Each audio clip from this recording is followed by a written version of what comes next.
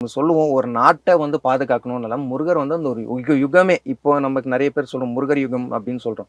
அப்ப அந்த காலத்துல வந்து ஒரு நாட்டையும் ஒரு உலகத்தையும் தன் கைக்குள்ள வச்சிருக்காரு முருகர்.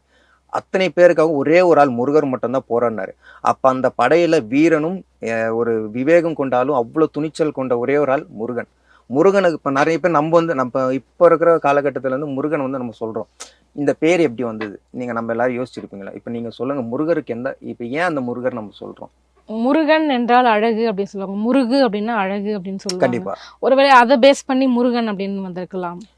இப்ப நீங்க சொன்னதும் ரைட்டு தான்.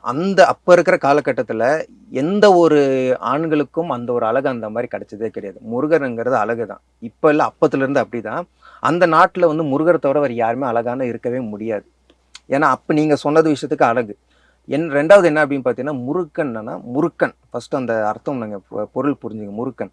ஏன் அப்படின்னு பார்த்தீங்கன்னா, குன்று இருக்குமிடம் குமரன் இருப்பார்ன்னு நம்ம சொல்லுவோம் இல்லைங்களா? அப்போ மலைப்பகுதியில மலை தேசத்துல வாழ்ந்தவர் தான் முருகன்.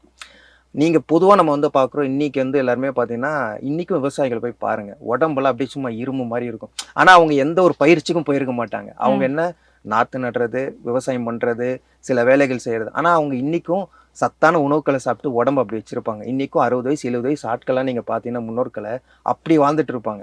அப்போ மலைகள் ஏறி, ஏறி, ஏறி முருகனோட உடம்பெல்லாம்